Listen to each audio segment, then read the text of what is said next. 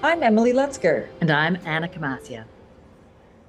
Good evening, everyone. I am Allie Rosas-Salas, the director of the Abrons Arts Center. I'm so thrilled to welcome you all to tonight's conversation and really pleased with this wonderful crowd. And thank you so much to International Arrivals for bringing this live podcast conversation to us. We're really grateful. I'm looking forward to tonight's conversation to learn with you all and with our wonderful panel about these challenges that we face. I mean, I don't even think challenge is the word. It's kind of like, I don't have words recently. But we do have tools. We have each other, right?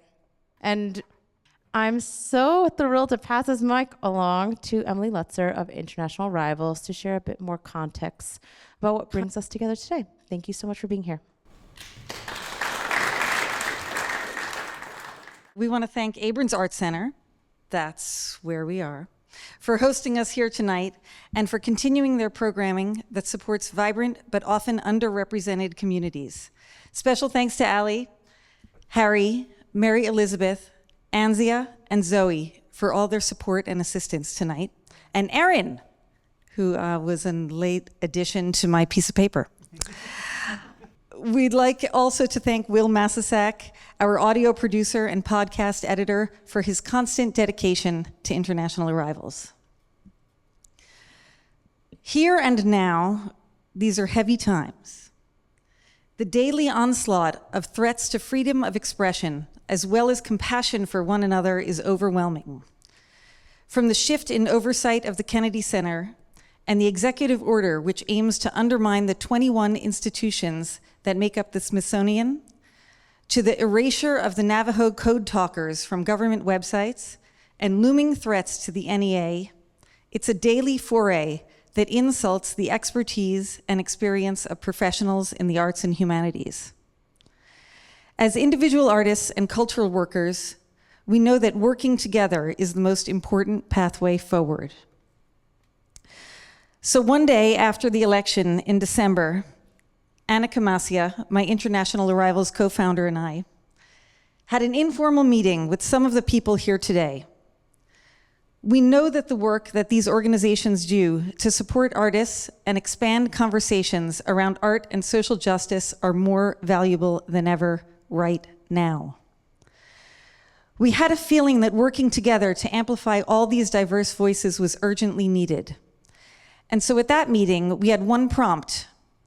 In light of these times, how might we collaborate to be stronger in our support of artists? So this event is the first result of that meeting. Hopefully there'll be many more. And bringing together cultural workers to discuss the current political atmosphere and its threat to artists, arts organizations, and artistic freedom for a public discussion begins with a question tonight. Why is it important right now that arts organizations are focusing on social issues like global conflict, migration, and identity? On the panel, we have just a few of the voices that are working every day at the intersection of social justice and the arts.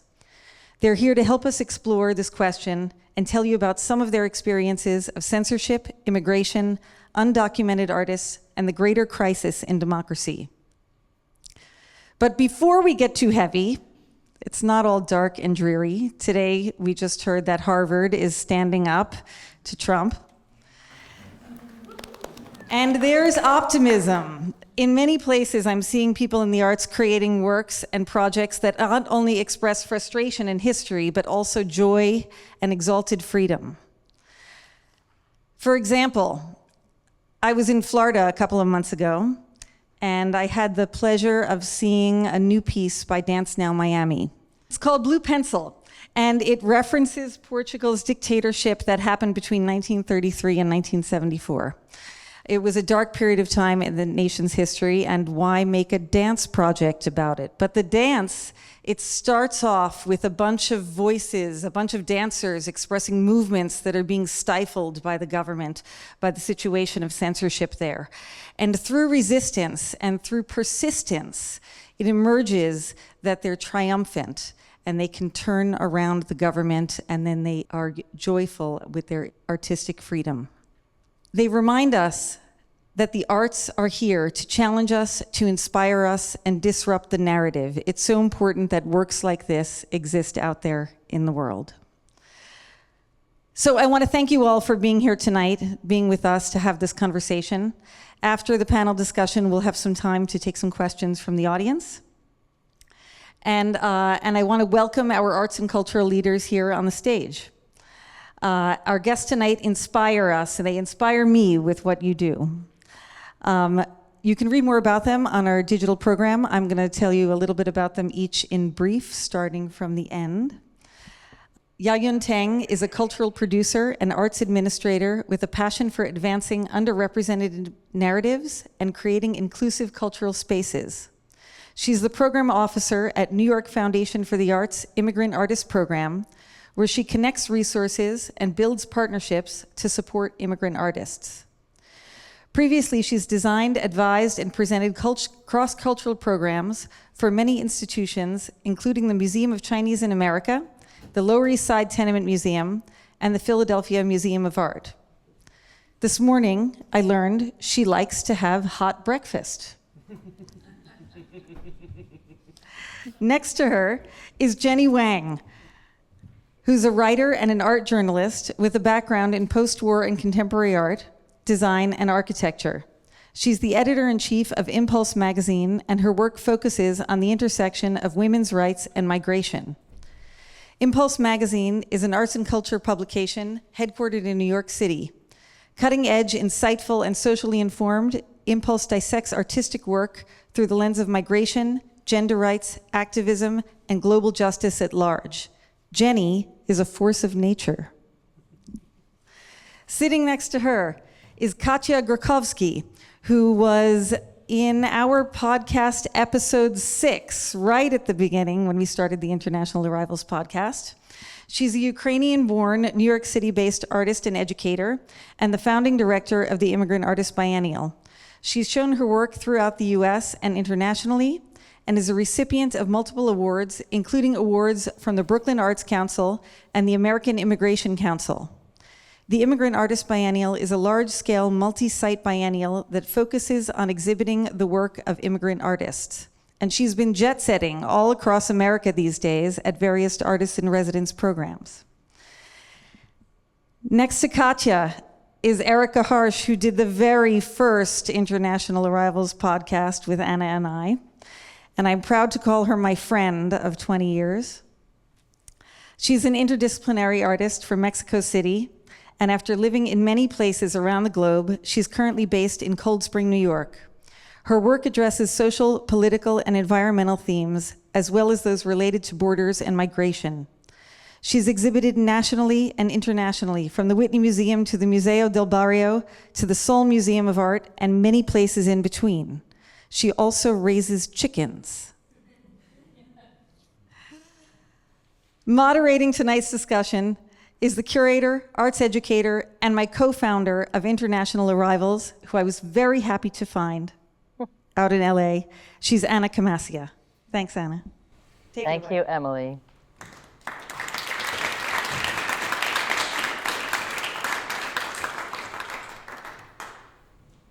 So to reiterate Emily's question, why is it important right now that arts organizations are focusing on social issues, global conflict, migration, and identity? Historically, people have migrated to the United States due to economic instability or political upheaval. But as International is continuously reminded through our podcast and elsewhere, being an immigrant isn't easy anywhere. New York City is seen as a place that is welcoming to immigrants, was built by immigrants, those who came willingly and those who did not. It seems to celebrate diversity, different cultures, ideas, people, food. However, with this new administration, things are changing and things are shifting quickly. The current scare tactics demonizing immigrants have resulted in the growing presence of ICE, fear of crossing borders, of not being able to return home, fear of detention, fear of free speech, and a general growth of xenophobia, fueled by some media sources. 13% of artists and cultural workers in the US are foreign-born.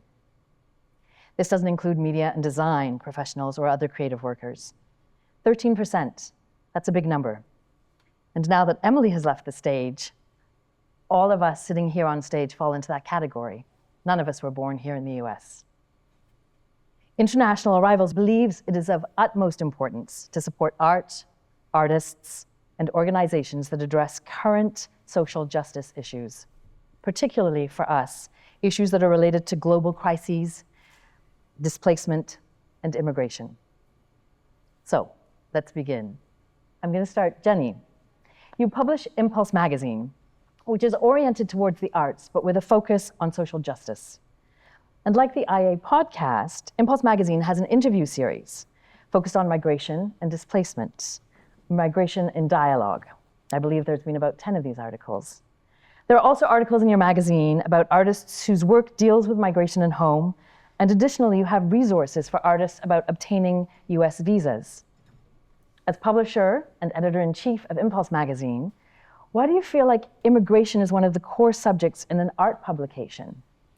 Thank you. I actually recently came back from Yale MFA's program for studio visits, and I was looking through their current roster of students and just like looking at who might be foreign-born, because we like to feature those on Impulse magazine.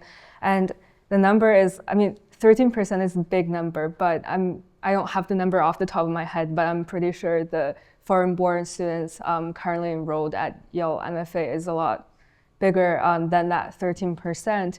So in my head, I was thinking about how higher education is composed of these different demographics, and the fact that these international students are who you go to Studio Crits with, are who you have lunch, have dinner with every day. And immigrant artists practically constitute the fabric of art history. I'm thinking of like Willem de Kooning, Mark Rothko. These are just like some of the bigger names, but it has to do with what you think of as art journalism itself. And to me, art journalism is a way of writing art history outside of the academic institution.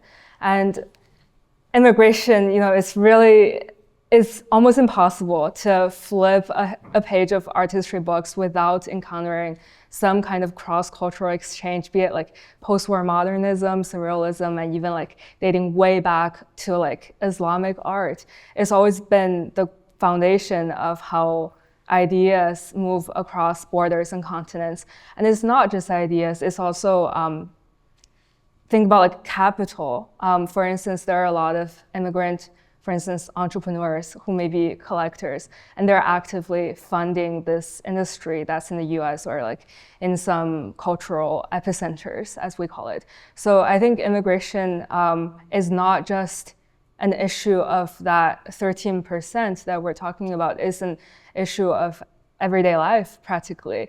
And if we're thinking about some of the hot topics that artists are discussing in the arts, and it's very broad, like immigration can literally tie to all kinds of themes. Like recently we've been seeing incarceration and gender rights and access to healthcare being tied to immigration, but it's also related to some of the more fundamental human experiences, like having a relationship, having a family, love, longing, happiness.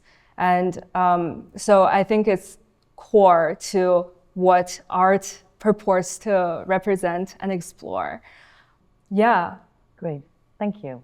I think it's so true. We think about immigration as being just about people, but it's about ideas, it's about objects, and it's something that's been happening for such a long time. We like to say globalization, but people have been moving across the globe for so long. Which brings me to Katya. You started the Immigrant Artist Biennial in 2020, originally from Ukraine. You've also lived in Australia and now the US. And the Immigrant Artist Biennial, by nature and by name, is an exhibition of immigrant artists' their work, and not them, themselves, their work. First, let's talk about the terminology. Why have you adopted this term, immigrant, as a defining identity principle of the biennial? And is this different than how it's used in bureaucratic, institutional, or even everyday contexts? Thank you, Anna. Great question. The story of the biennial, I guess, starts with me, and I migrated from Ukraine to Australia, to the US. So most of my adult life has been spent in immigration and thinking about immigration and, experiencing the bureaucracy of it and the language, etc. And then I was thinking I really wanted a platform because as an artist, I moved to New York. I moved here to do an MFA in Chicago and then moved to New York. And I was constantly seeking a community, constantly seeking support and thinking, who am I here? There's so many immigrants, but what does it even mean to be an immigrant artist? And so actually, and we'll talk about it later, but the Immigrant Artist Mentoring Program kind of put me on that path of thinking about long-term about the legacy of immigrant artists. And I did think about the history of American art and being basically established by immigrant artists. So essentially, I went through a lot of thought process about the name of the biennial. I wanted to create my own exhibition platform where other people besides me can contribute, where there's a lot of collaboration happening, but also kept seeing sort of artists who are immigrants, specifically in this city, but also in the country at large, kind of missing out bureaucratically, missing out because of a variety of reasons, status, et cetera, missing out on funding, missing out on opportunity, not knowing the system, etc. So I thought long and hard. It took me at least a few years to come up with the name because I was tossing around thinking about Artist Biennial or some kind of biennial, New York biennial, and then I thought, you know what, I'm going to get to the point. And I'm going to use the bureaucratic language because the language does apply to me for most of my adult life. And I thought, you know what, I look to NYFA, Immigrant Artist Mentoring Program, as kind of the umbrella and as a kind of a parent, which we are fiscally sponsored by NYFA. And I was a mentee and a mentor in the program for several years. And I thought, this is perfect. I will also have a lot of alumni, have a community coming out of that program. Why don't I think about the legacy and the future of immigrant artists in the US, having a biennial specifically to support their voices, but of course, what is an immigrant at large? Some people who have no status are non-immigrants, or so there's a variety of people between visas. So it's it's a container that can contain many other. What about second-generation immigrants or people who fall into the third culture and the third space? So we actually dealt with many of these questions in the 2 biennial that we staged so far. And I also want to say that when we launched the first biennial in 2020, out of all times in the history of time. There was the same administration at the time. And I really wanted to make a point, and I felt the support was needed at that time. And you can imagine it is needed now. Once again, here we are, even more so, because right now I think the word immigrant itself, I am scared.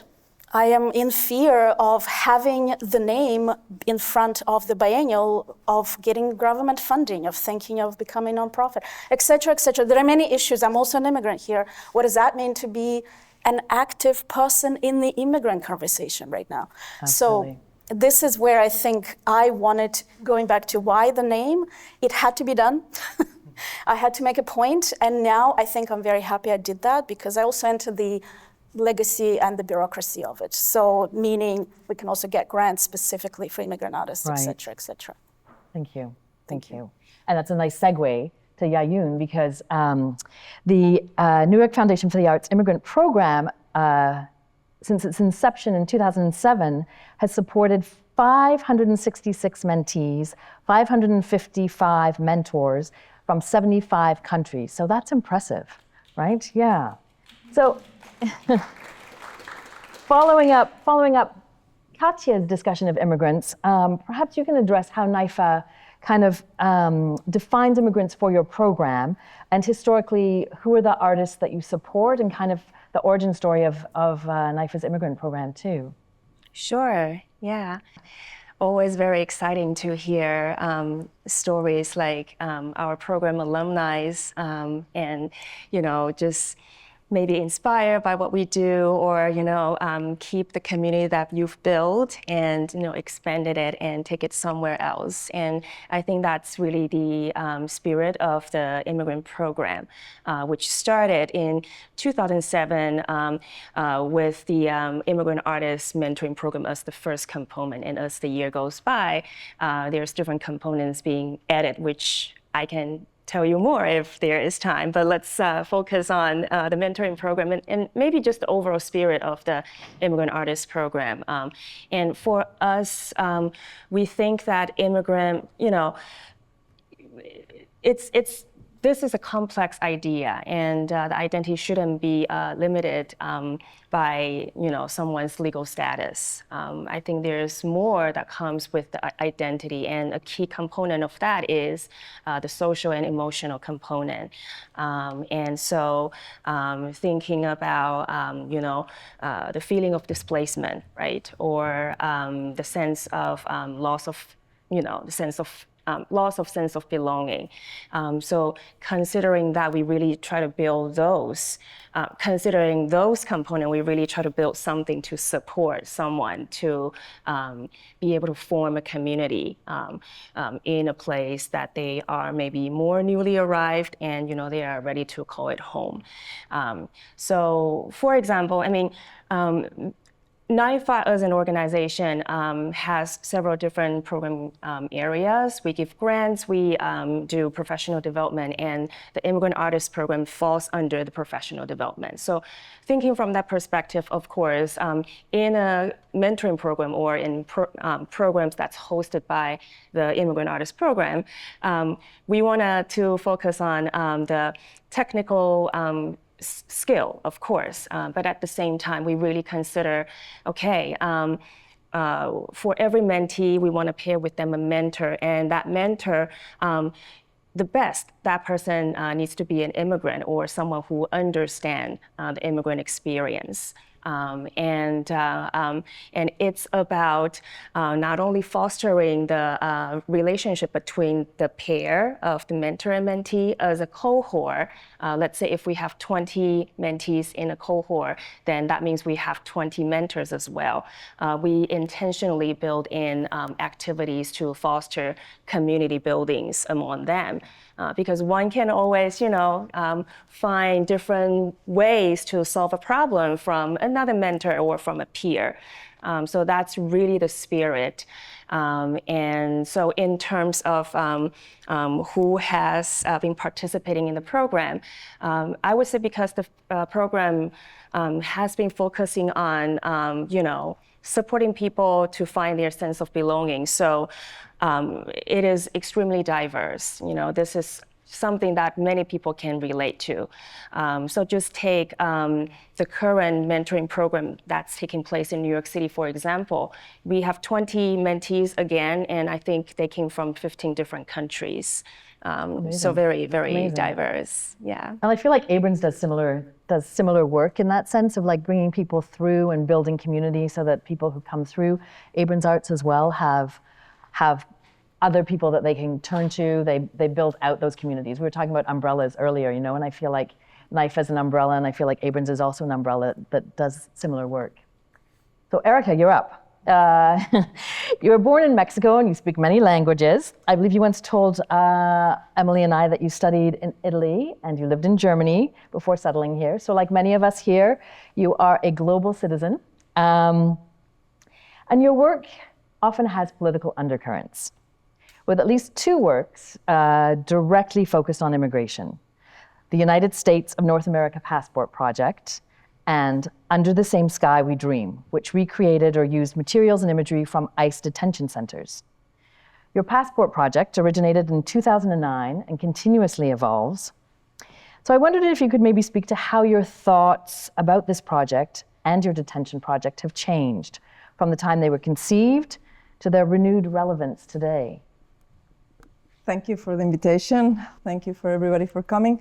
It's really incredible that a project that I started in 2009 with the hopes of a unified North American continent, like a little bit with the hopes of recreating the European community and free trade and more allowance to move freely in a more of a natural pattern of migration, of entrance and return, as it had been for over 2 centuries, where it looked somehow feasible, where almost 20 years later and 17 years later, and it's really going backwards. The exhibition of the passport, for instance, it gets showed at least twice a year somewhere else, either in Europe, Mexico, Asia, United States, in many different parts. It was until January in Denver, and now it's in Queens, the Queens Council of the Arts, and it's a game where it appeals to fortune. It brings to the table the conversation of the lottery visas, the NAFTA treaty, and also how the demarcation of artificial borders limit not only a humanitarian process of migration, but also nature and how it affects so many species. But I came to these projects because when I came to New York in 2001, I never imagined the complications of being a person looking for immigrant status that would allow me to actually work or do my projects. And I really understood that it's a very complicated process, and that it was not only mine, but it was for many, many people. And I devoted to work on projects that would address this, and not only address this, but to bring to the conversation within native people, or Americans that were really clueless of the efforts that immigrants go through. And I wanted to not only to bring this conversation into their eyes, but also to take the possibility to make it be more understandable if it was addressed in a very uncommon way, like for instance, the passport through a game or a recreation of a passport office, which actually I did it right at the border of Mexico and United States at El Paso, where it recreated a passport office in a vacant space one block away from the Santa Fe crossing bridge, where people actually thought we were La Migra, which is the officers that are actually searching for immigrants, undocumented immigrants, or that we were actually really giving passports. In Poland, it was also placed in a public space, in a vacant public space in the main street of the city of Łódź. And it doesn't matter, it was in China, in a biennial, so it doesn't matter where the project is placed. The conversation or the reaction is that people really need the possibility to get a passport or a way to move free for their own purpose. It's been in museums, it's been in art fairs, and it doesn't matter the demographics, it doesn't matter the social economical status, the passport, the possibility of migrate freely or legally, it permeates to absolutely everybody. And the Detention Center for Undocumented Minors, Under the Same Sky We Dream. In 2014, I saw the first images in a newspaper in Arizona of the detention centers for, like the jails for children, right? There was a humongous exodus of unaccompanied children that was at the border, and the way they handled it was to put them in jail. Yes, but jails at that point are business. So the more children, the merrier, the more business these corporations, these incarceration corporations were making.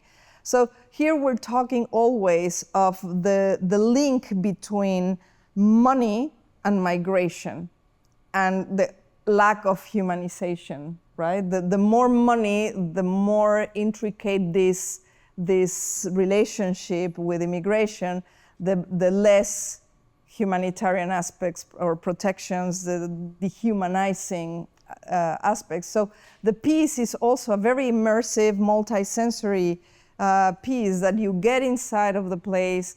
and you listen a voice of a woman that kind of in a melodic way, it sings the dream act without instruments. It's just the voice in different melodic voice that addresses sounds from lullabies from many different countries that would be very sensitive, that people would connect to that voice, that it doesn't know, you don't know if it's the mother singing to the long left kid that was sent to the border, or if that woman came to work here and left the family behind.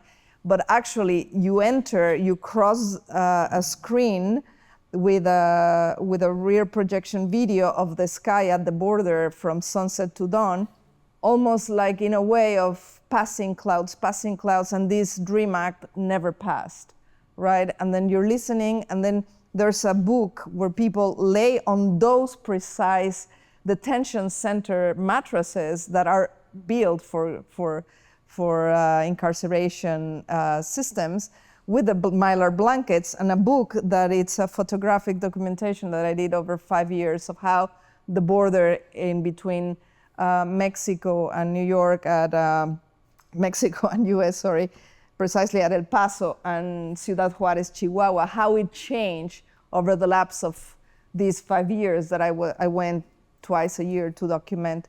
So it's sort of a poetic, very immersive experience, and how you get through your senses these tragic realities, right?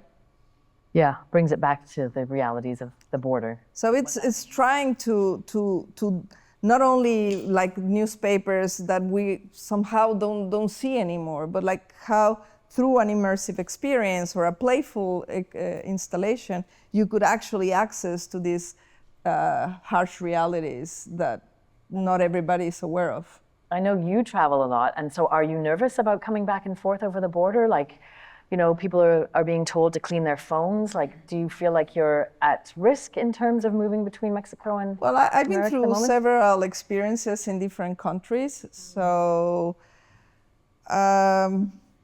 I guess at this point, I try not to be afraid. I try not to put myself, I didn't go to a detention center that I wanted to go and work as a translator at the peak of the situation, but I needed to do a disclosure with FBI and other things that I could not even work on these projects that I was, obviously it was not possible because I really wanted to work. So I try not to put myself in danger. I had done it, but I try not to do it anymore. But and are you a US citizen? Yes, now I'm a US citizen. But you have to keep on talking about different aspects. I'm moving more into environmental issues in the last years because it's always linked to, you might see an image there that it's the system of money and war, money and environment, money and immigration. So it's kind of... Absolutely, they're not discrete categories at all. They are overlapping. And I just asked about social media and, cleaning your phone, because social media is such a big part of what's happening right now too. Like, it seems to be at the center of so many current debates and discussions, from like TikTok and who owns it, to the idea of free speech and who gets to use that. With the removal of fact-checking from Meta, ending their third-party fact-checking program. Organizations on Instagram have had images removed, accounts suspended. Outside of Instagram, organizations have had their funding cut or halted, have been told to remove all mention of diversity, equity, inclusion initiatives. Exhibitions have been stopped. Jenny, I know Impulse magazine has a large social media following, and they post consistently to Instagram, but I know that you spoke to us about having ads removed. And I wondered if maybe for our audience, you could talk a little bit about that, of like how your team is also navigating that censorship and sort of the suppression of your artistic freedom as a magazine, and you personally. Yeah, so there's been a lot of censorship, because we, at the beginning of the magazine, we were trying to run some ads through Meta, because maybe this is like Gen Z thinking, I'm thinking like a lot of people consume news and art writing through Instagram, so maybe it's like a good idea to propagate that. So we had this piece that was on there's this documentary on this South Korean island called Jeju Island, or yeah, I'm probably sabotaging the pronunciation, but it's about these like sea women, this population that kind of relied on fishing, and they're all women. So it's a documentary. One of our writers reviewed the documentary, saying that, you know, while it talks about the plain information, it doesn't really address critically the underlying economic structure, you know, the neoliberalism and the capitalism that's fueling this disappearance of their lifestyle. So we tried running an ad on that. That was rejected, which is kind of a shocker, because I was like, well, this isn't necessarily like sensitive, because it's not about the US. And I mean, it's kind of about the US because the US had their things with South Korea, but it's not really overtly anything political. Well, later on, we had a panel discussion at Patagonia Brooklyn on sustainability and climate action, how that intersects with the art community. Tried running an ad on that. The ad got rejected again. And then later on, we had a Migration in Dialogue interview whose ad was rejected again. And then we had another piece that was about the 1970s massacres in the Philippines, and that ad was also rejected. So that's just the social media side of things, but you know, it's pretty daunting nowadays. Reading the news about how they're screening the social media accounts of immigrants as a basis to revoke their visas. And in response to that, I've had to remove certain posts from my personal Instagram.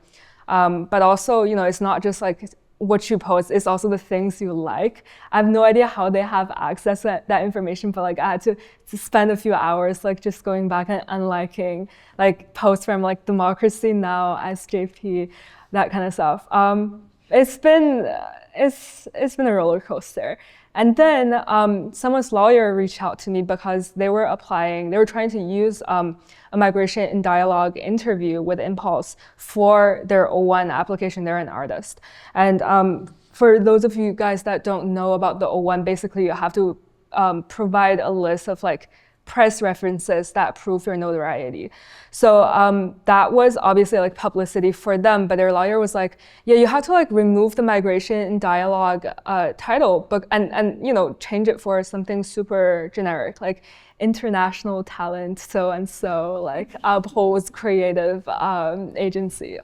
And it's just like, it's definitely not what the article was about, but the rationale was that, you know, if they're scanning at that and they're getting a sense that you're advocating for immigration, is going to be a red flag.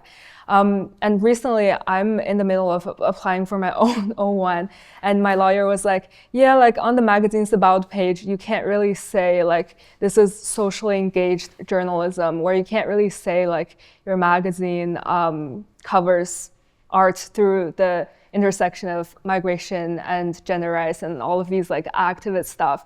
And she was kind of harsh. Like her rationale was like, you have to prove that you are extraordinary outside of being born in a different country, which was like, okay, cool. And then that meant removing all of my Migration in Dialogue interviews from my portfolio that I'm using to apply for my O1 visa.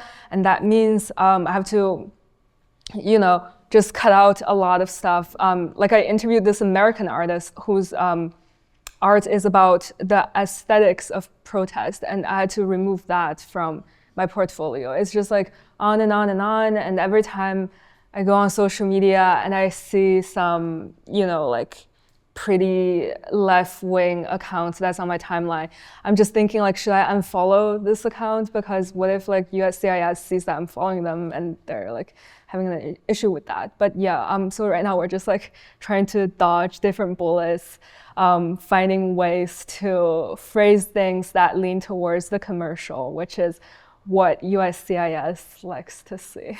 And I think that's a really dangerous space, you know.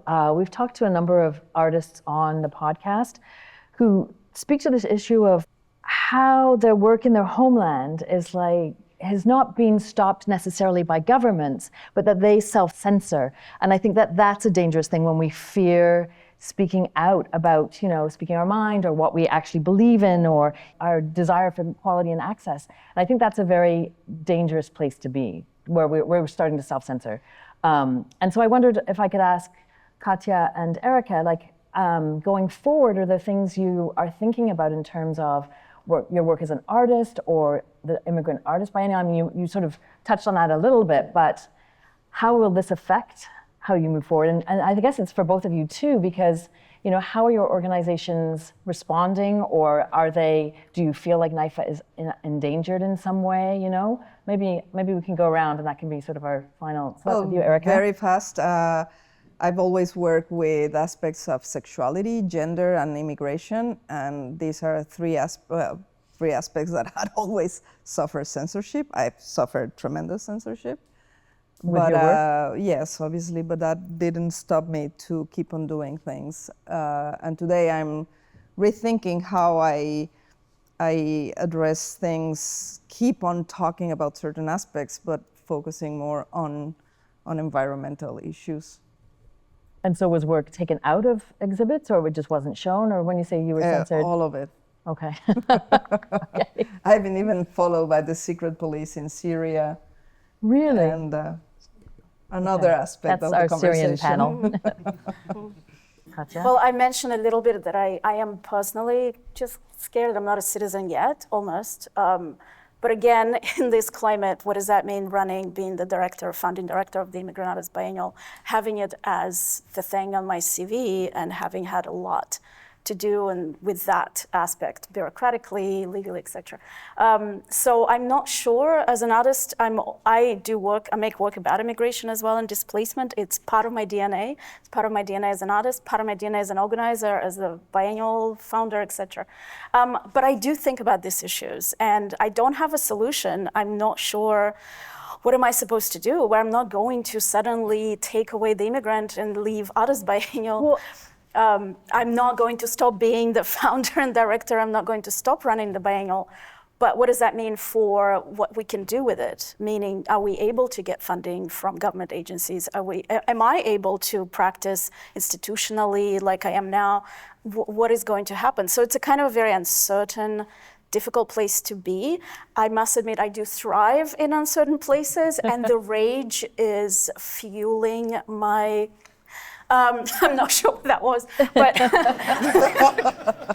because my rocket is launching. It was the right movement, yep.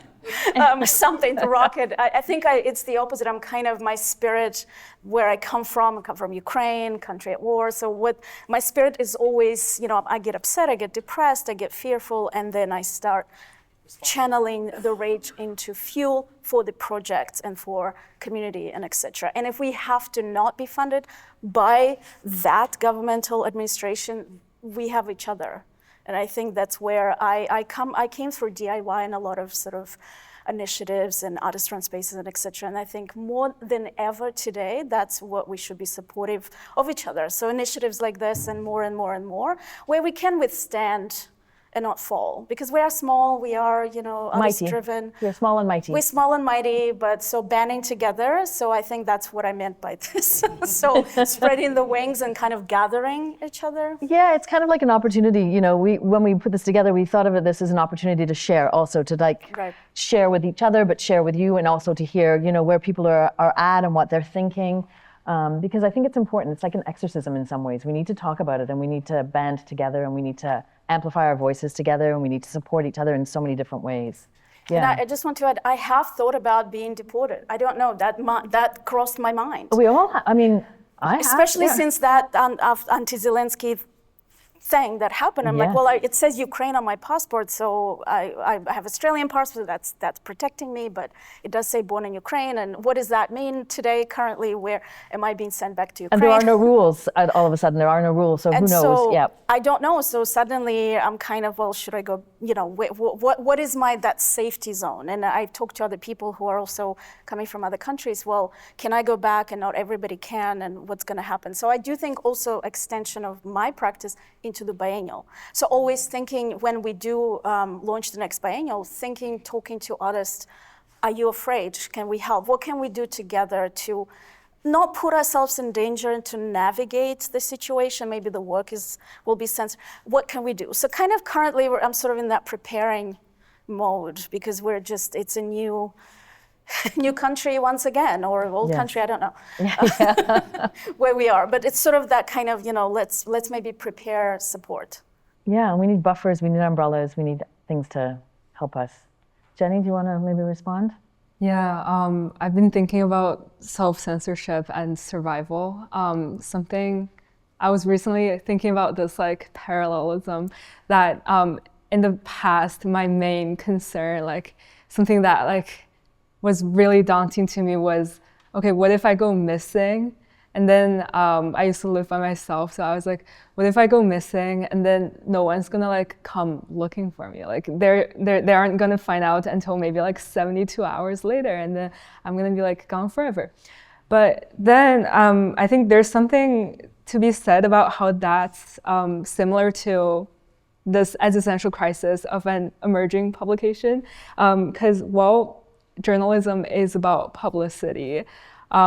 At this time, I'm just trying to stay under the radar, because in my head, I'm like, okay, if SJP's Instagram account got deleted, maybe people are gonna go looking for them. The New York Times, for instance, if it doesn't show up on your feed and you know that you've followed them, you're definitely gonna type in the search bar and look for them. But if Impulse gets deleted by Meta, is there a way to kind of rebound from that? And we've put in so much work and money into growing our presence. Is it really worth it for us and for the people that we feature to just really go heads on, just be manifesto style activism, So I think for now, I guess we're trying to play the long game by finding ways to euphemize some of our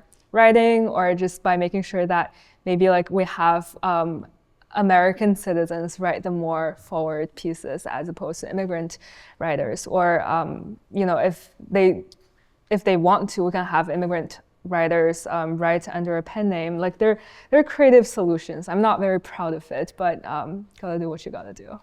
Yeah, Emily and I were just talking about that, of just maybe we're at the stage where now it has to be flyers and pamphlets that we're handing out, that we're not talking about it, we're not putting it on social media, we're just literally handing people things. Yeah, maybe it's a good time for all of us to thinking more about our privacy and how to learn how to protect ourselves online. I think for me personally, I was from Taiwan, and I was born at the very tail end of 39 years of martial law. And at that point, I mean, some of you might know, Taiwan was ruled by a dictator, Chiang Kai-shek, who was sponsored by the US for a very long time. And it was a very dark period of history. People disappeared if they have different opinions, and there were massacres, and there were all kinds of ways to oppress opinions that are different. And I was lucky that I was born at the tail end of that period. And today, Taiwan has a democracy, and I really appreciate of all the forebears who had, do what they have to do, organize above the ground, underground, come up with all the different creative ways to communicate with each other, stay informed, and come together and support each other. So I think, time could get dark, but thinking about that history, I think there's, that that's something that gave me strength in terms of, thinking about how I personally can move forward. There still could be hope, and if we come together and support each other, I think there's always a creative way out. And so connect to the program that I'm running. I think for the Immigrant Artist Program, a big part of it is to connect critical resources to immigrant artists to support their arts career, to support their well-being so that they can continue to practice their art. And I think it's just a good thing to do. So I think we will keep doing it, sharing the critical resources that can help an artist. Of course, arts and culture fields is also changing, very, very fast. And I am sure that many people, many leaderships, there are also a lot of concern. But I think, just keep doing what we've already been doing. The world is always changing. There's always uncertainty. Today there might be more than, a few moments ago, but I feel like this is a time where we keep doing what we do and try to connect with each other, build allies that share with similar values, and hope that will get us somewhere in the future. Thank you, all of you. Thank you so much. I think this is a good moment for us to move to questions and comments and sharing from you as well, because I'm sure there are people here who have things they'd like to share with us. But just before we do that, I just want to say another thank you to Abrons, who have generously hosted us here today. So thank you very much. To our guests for coming, and to all of you for joining us tonight. So thank you. And Emily's gonna open it up for comments and questions. Yes, and because we're recording for the podcast, please take the mic. And if I don't know who you are, tell us who you are. Any Anyone? questions or comments for any of our guests? I've got a question from Miguel Castillo, who is an artist who's currently being produced by Abrons Arts Center. Hello, thank you so much for organizing this space. And I'm speaking also as an immigrant artist on an O1 visa. I think when people ask me, like, what's your most precious, valuable thing that you have, I say my passport.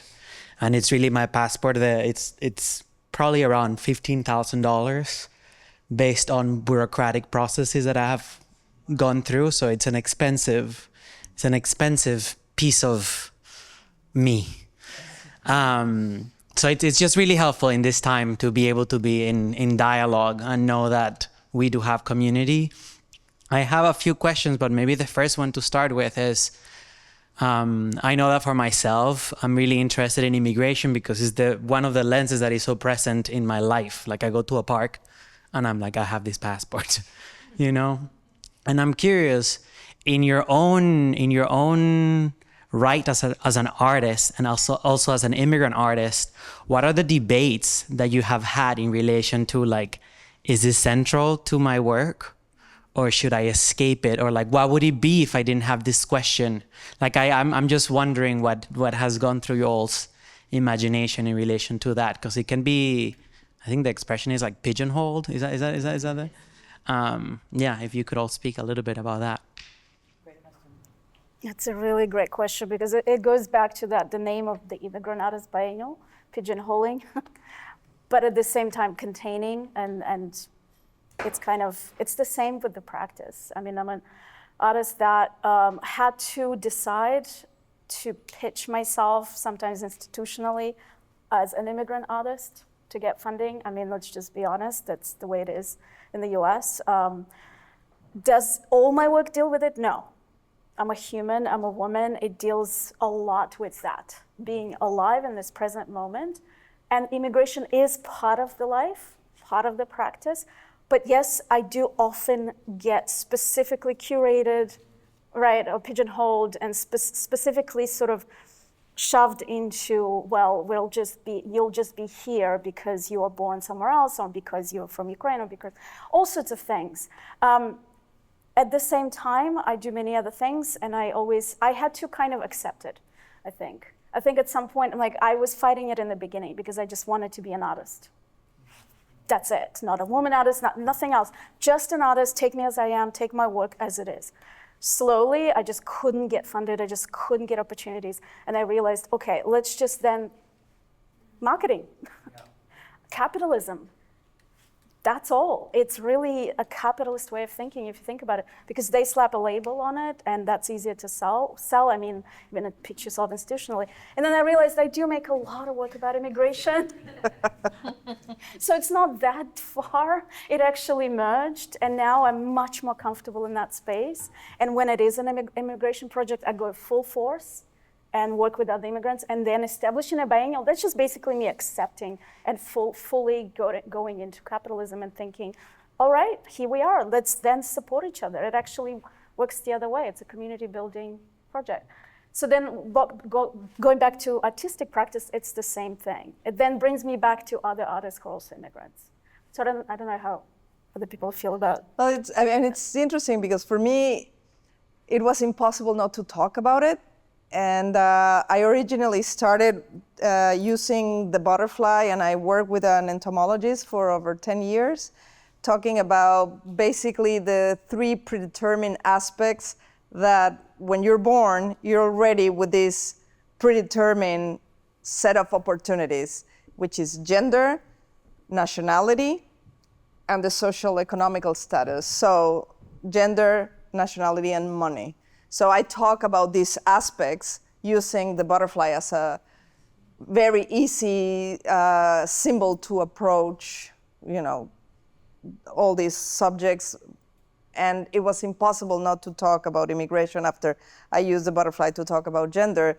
And then the monarch butterfly that travels from Canada, crossing United States and Mexico, it's like, this is my same path, and I'm going through these complications. And precisely at the peak of my immigration vicissitudes or complications, because I gave up a green card, and I started all over again. And so it's when I started doing the passport.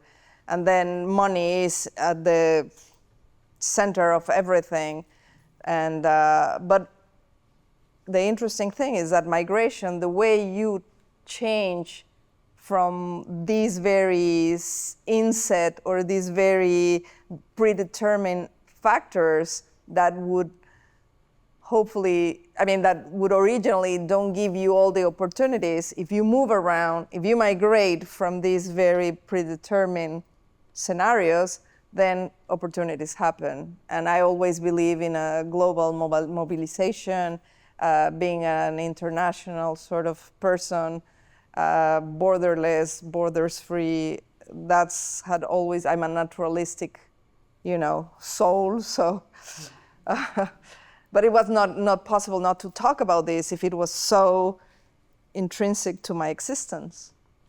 Yeah, I think there's so much space. Like, to answer your question, I don't feel limited at all by working within the field of migration, because I feel like there's so much nuance you can bring. I mean, like, bigger terms like, globalization, movement, okay, these can be a little trite sometimes and overused. And like, I've been recently working on a talk series with my amazing colleagues, Victoria and Mainzer, hi, about kind of the diasporic experience and migration. And our first iteration is going to be on translation.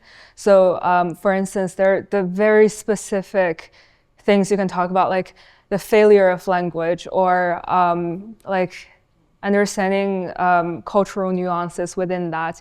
And then we're also exploring another iteration on like death and funeral, just kind of diasporic understandings across borders on death. And I've learned so many interesting things by working with this immigration-focused publication. Like, for instance, something I learned was this jaguar called El Jefe, and he was like one of these like really protected species of jaguars that got separated from the rest of his pack by the US-Mexican wall. So when they built up the wall, he was the only one in his species that was on the US side of the border, and then all of like his family and stuff were on the other side of the border. And then like I think after like 5 years or so, actually don't quote me on this, after a while, people found him on the other side of the border because he found a way to cross the border and like reunite with his family.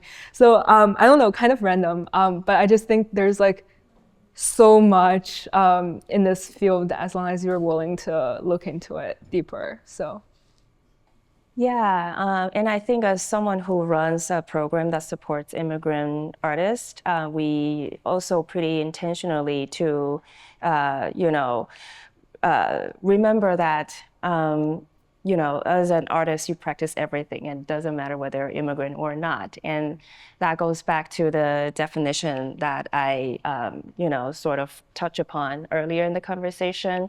I think a lot of time, we get a lot of questions from people who are interested in joining our program. Am I eligible, right? And basically, what defines whether you're eligible to our program is whether, you feel like there's a sense of belonging you wanted to kind of work on and build on in order for you to continue to build on your career in the US. So one example is there has been several cases where people wrote to us and said, I was born in the US, but my parents brought me back to their country, and I basically grew up somewhere else. So does that mean, am I still eligible? And our answer was, well, I mean, we have a field in our application, just share your story and see how that goes with our panel, in our panel review. So yeah, that's maybe, I don't know, respond, yeah. Anyone else from the audience? Yes, okay. Yeah, thank you.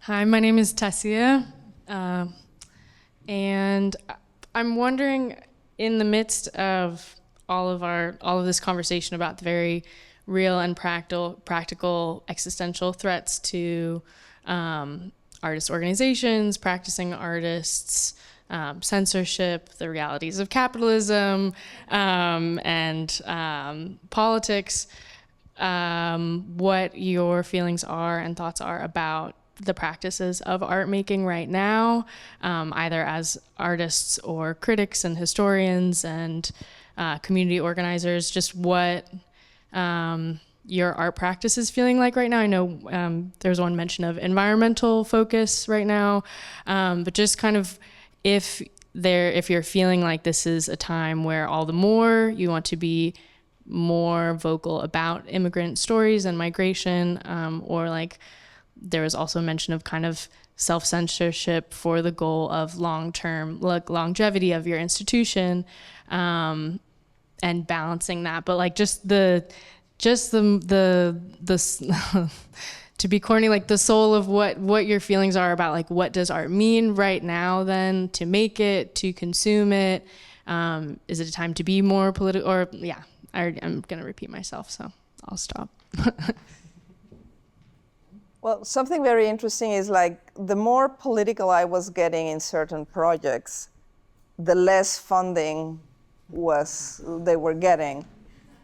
I was gonna do a very ambitious project about the border, that it was a very sort of operatic multimedia piece in a museum. And some part of the board decided not to fund it. Then I was doing a project that was talking about gender, and there was part of the board that decided not to fund it. So you have to make a balance of which projects are going to find their way and which projects are not going to find their way precisely because of the subject they're treating. And the times are, it's always the context of the times we're living. It's definitely a mirror of what's going on.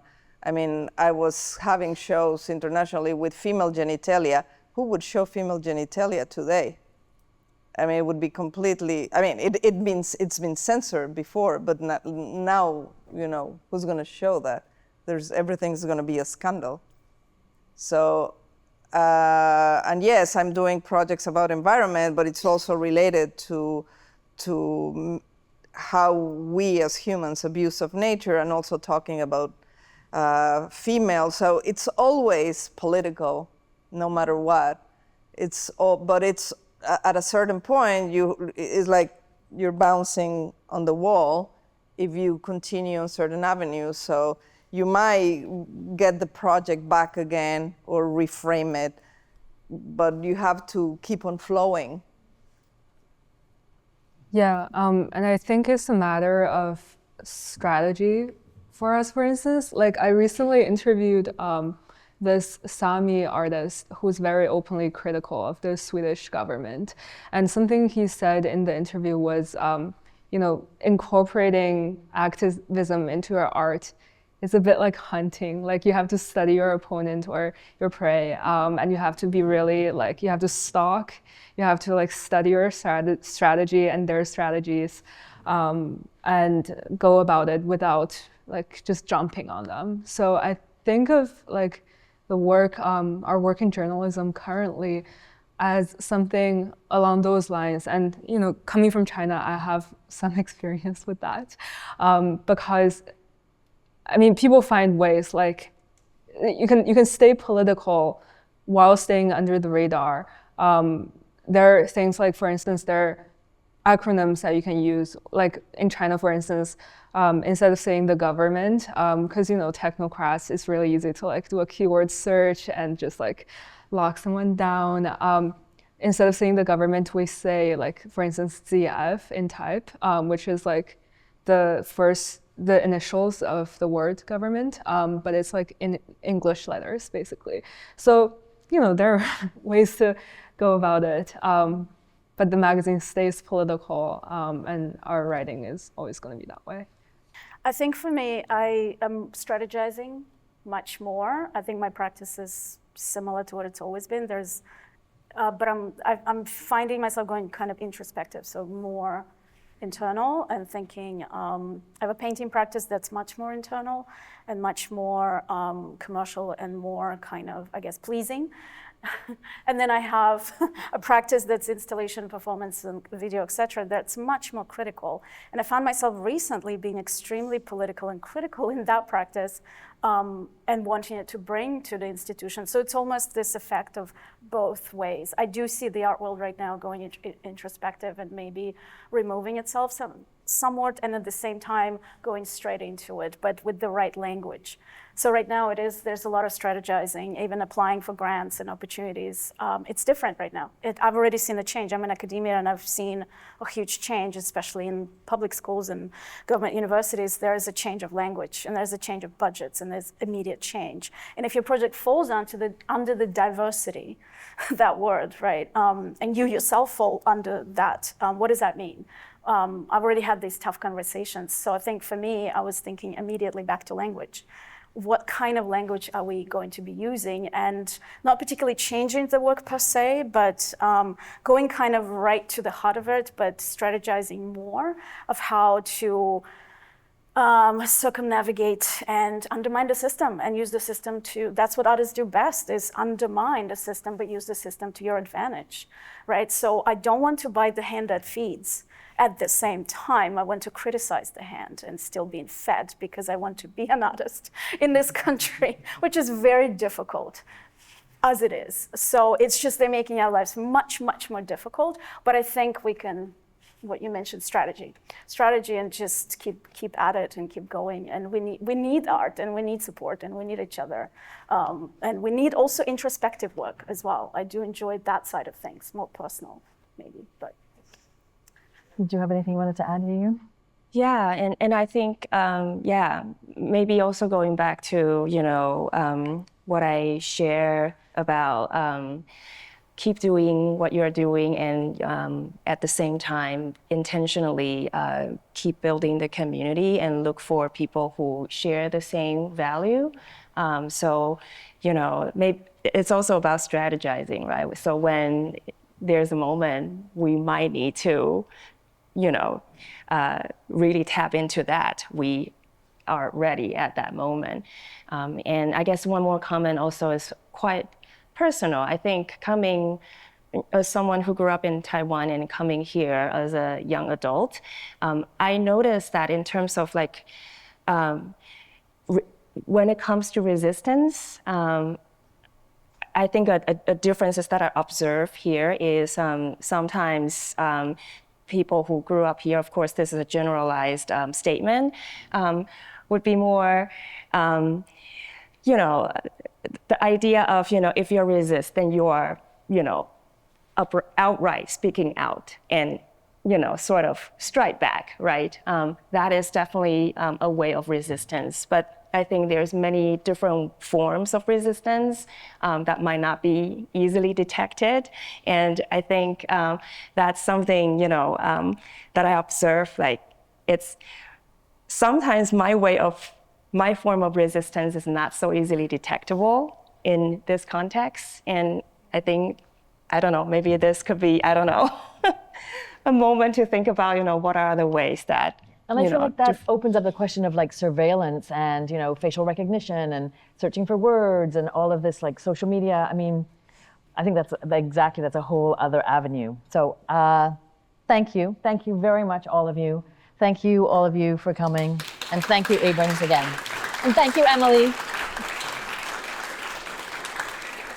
Yeah, but thanks. Yeah, I wanted to say that maybe tonight this is a form of resistance somehow, coming together and talking about it. Thanks everybody for coming. Thanks Abrons Arts Center for hosting us. And I want to thank you all for your courage for being here as part of our resistance. As my friend Loretta Afraid of Bear, one of the elders of the Oglala Sioux tribe, recently said to me, you have to have courage, because if you don't have courage, you don't have freedom. Thank you. Good night, everyone. Please take a moment to hit the like button, rate us, and review the show. It makes a big difference in helping us reach more listeners. Your tax-deductible donations make this podcast possible. Please support us at internationalarrivals.org.